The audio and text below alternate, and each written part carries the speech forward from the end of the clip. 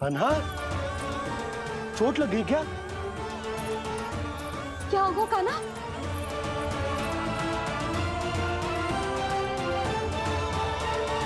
पीड़ा हो रही है लल्ला? हाँ? चित तो भूला है जी, अभी पल भर पहले तक कष्ट भूलकर मुस्कुरा रहा था, पर अपनी मैया को देखते ही सारा कष्ट फिर से स्मरण होगा उसे। मैं अभी हल्दी का लेप लेके आती हूँ, फिर तेरी सारी पीड़ा ऐसे लुप्त हो जाएगी। लल्ला, बस कुछ समय प्रतीक्षा कर ले। तेरी मैया से तो कष्ट को भी भय लगता है। देखना, जैसे ही वो लेप लगाएंगी, कष्ट ऐसे भाग जाएगा।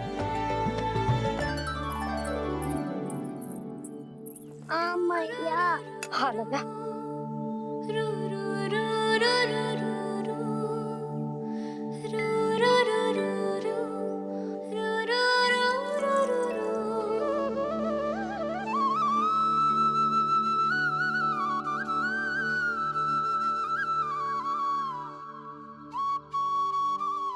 मैया। बस लल्ला बस।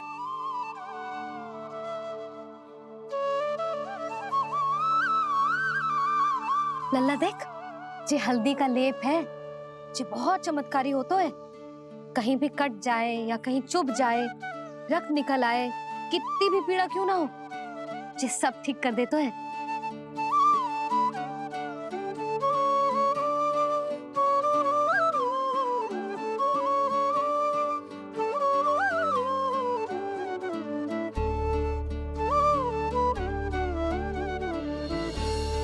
मैया, आपको भी तो चोट लगी है। जे तो कछु ना है लल्ला।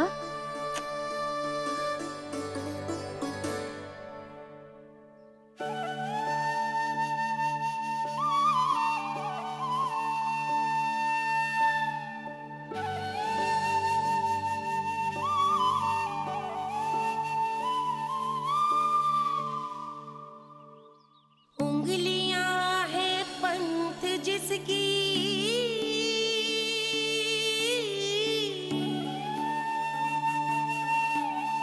सीख जीवन ग्रंथ जिसकी,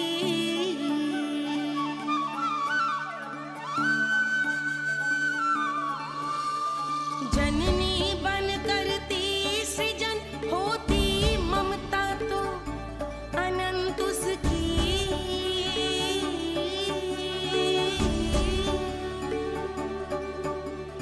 माता माता तू ही सारे जग की है विधाता, प्रेम है तेरा ऐसा निराला, विवश होकर आए जग पाला।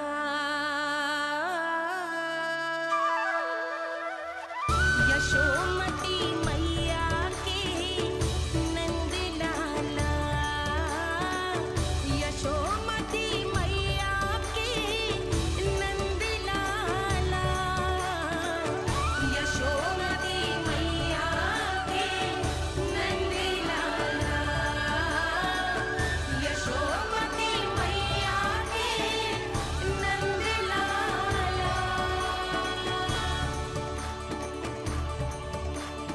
ये हल्दी का लेप है मैया, ये बहुत चमत्कारी हो तो है।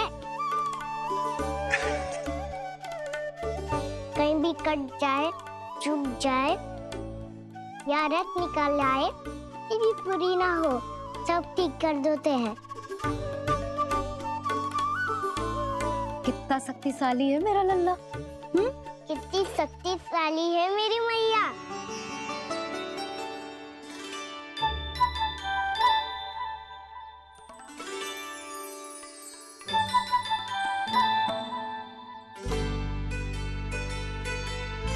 बस कुछ ही समय में तेरा घाव सूख जाएगा। फिर घाव स्वयं पूछेगा तुझसे, कान्हा जे कष्ट क्या होता है? ये कुछ समय में सूख जाएगा मैया। इसका बाद आपका घाव स्वयं पूछेगो, कान्हा की मैया ये कष्ट क्या होता है। अच्छा सच्ची सच्ची बता, कौन सी शरारत की तूने कान्हा कि इतनी अधिक चोट लग गई? अच्छा सच्ची सच्ची बताओ, कौन सी शरारत की थी जो इतनी चोट लग गई?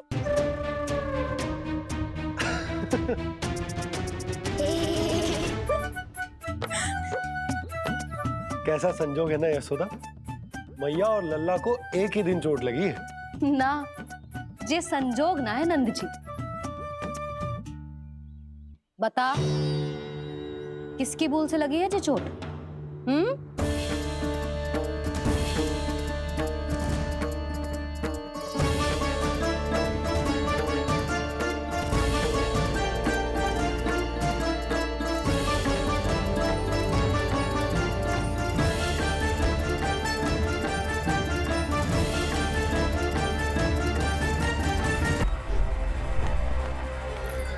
मुझे कोषागार क्यों लेकर आई हो प्राप्ति?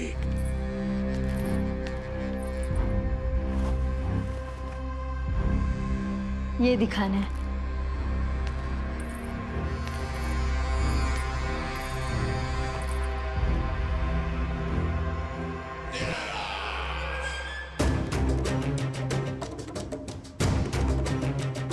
अद्भुत। स्वामी, केवल धन ही नहीं, कुछ और भी है जिसमें हमने कई गुना वृद्धि कर दी है। आइए। चलो।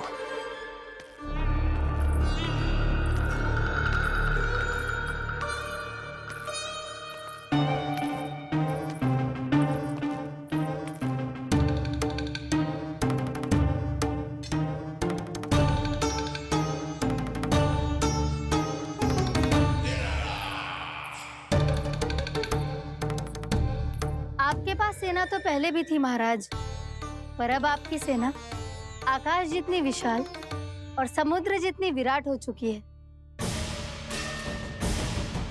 ये देखिए।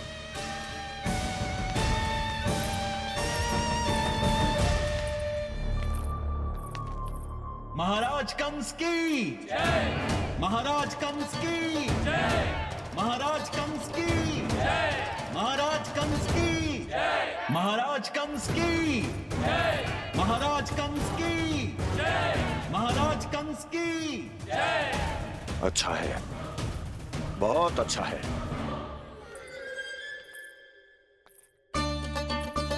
और यही नहीं महाराज, बीते 3 वर्षों में मथुरा ने कौन कौन सी उपलब्धियां प्राप्त की है, वो सभी आपको इस कर विवरण पुस्तिका में स्वयं दिखाई दे जाएंगी।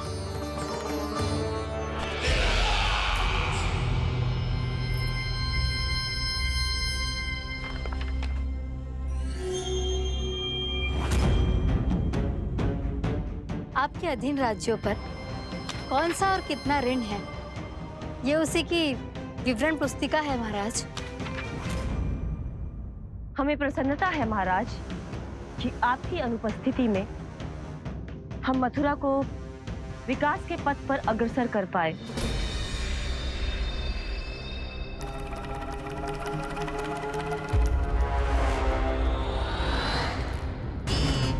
क्यों?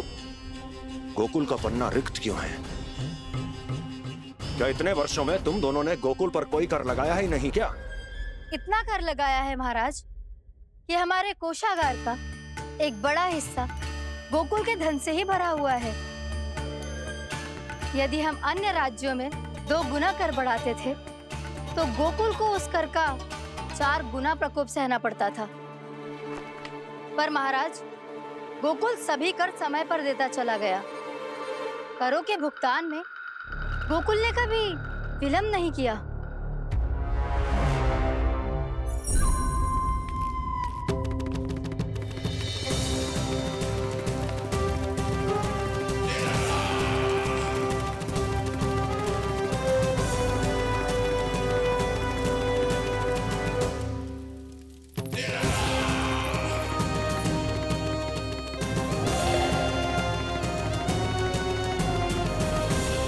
तो फिर तुम दोनों की ये उपलब्धियां मेरे लिए कोई अर्थ नहीं रखती।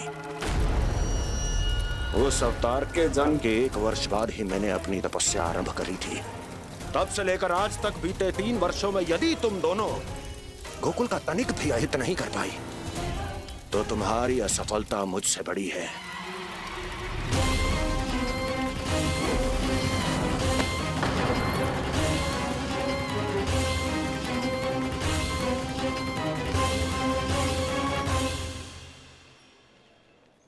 कोई बताएगा मुझे इसे इतनी अधिक चोट कैसे लगी?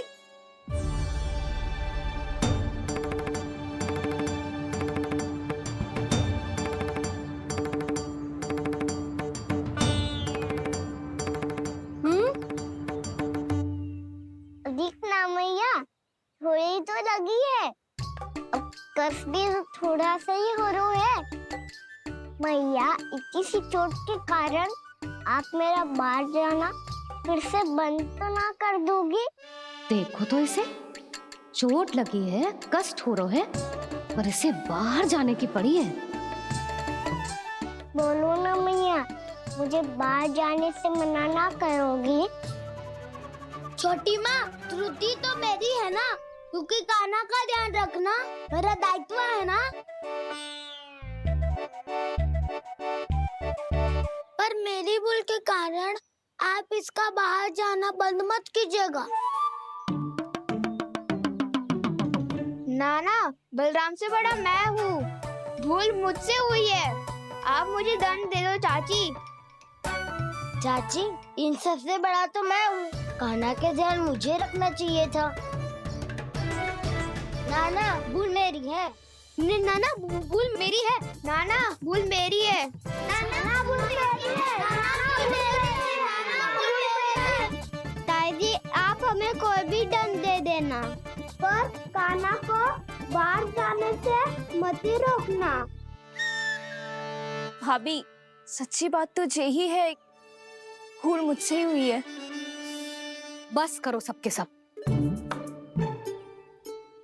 मुझे अच्छे से पता है कि भूल किसकी है और सहायता कौन कौन कर रहा है।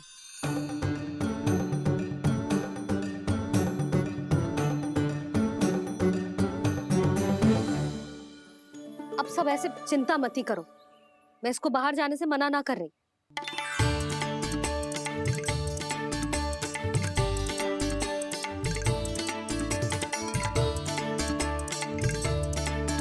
तुम सच्ची में ये बात कह रही हो?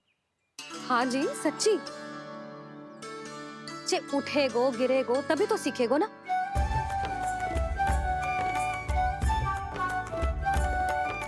आपने सही कही थी, ये सब तो जीवन के पाठ है, स्वयं ही सीखने पड़ते हैं ना।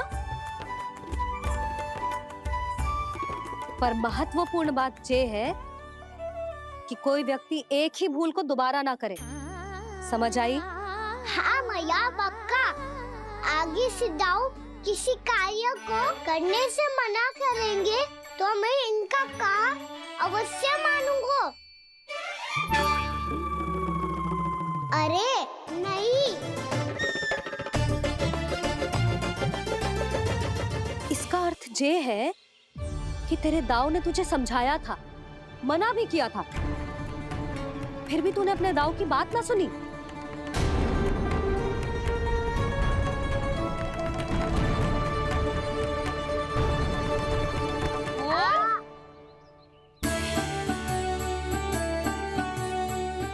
मैया, पीड़ा होने लगेगी, फिर कान पे भी वही हल्दी वाला लेप लगाना पड़ेगा।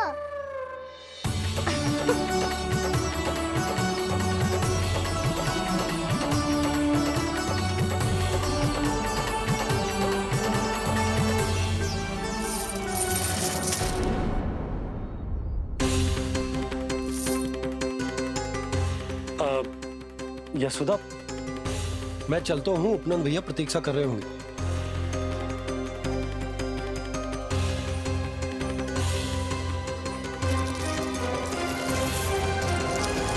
चलो हम सब भी चलते हैं।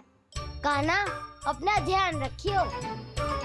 कल ऐसे भी बड़ा महल बनाएंगे और उसमें कान्हा की ध्वजा भी लगाएंगे। चलो सब। ध्यान से जाना सब। भाभी, मैं भी चलती हूँ। अच्छा बता, क्या खाएगो?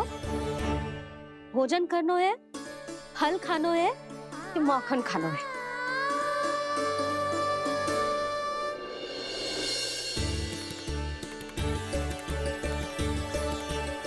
मैं भी कितनी जड़ बुद्धि हूँ, जिसका पूरा घर माखन से भरा हुआ है। मैं उससे तनिक सा माखन खिलाने की सोच के प्रसन्न हो रही थी।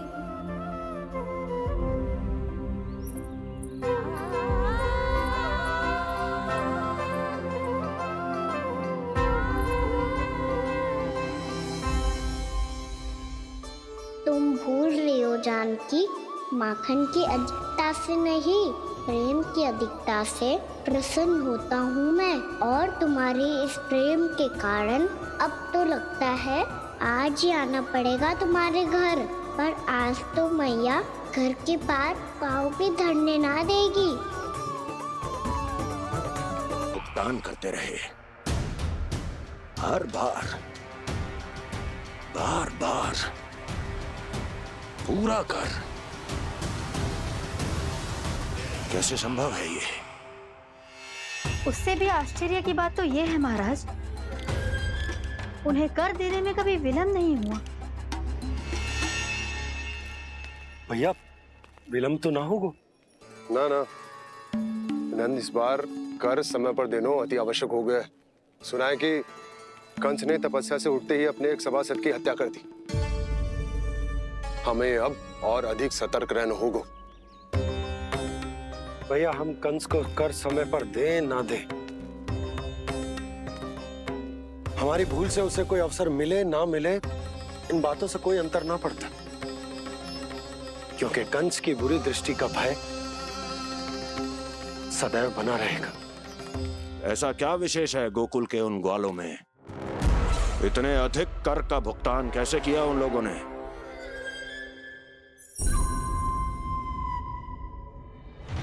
बोलो, कहां से आया उनके पास इतना धन? वैसे नंद, 3 बरस हो गए, तुमने मुझे अभी तक बताया ना है कि इतना स्वर्ण तुम्हारे पास आया कहां से? कभी जानने तक का भी प्रयास नहीं किया तुम दोनों ने कि कौन सा कुबेर का कोष है उनके पास? बोलो। अब ये मत ही कहना कि कुबेर भगवान ने अपने कोष खोल दिए गोकुल के लिए।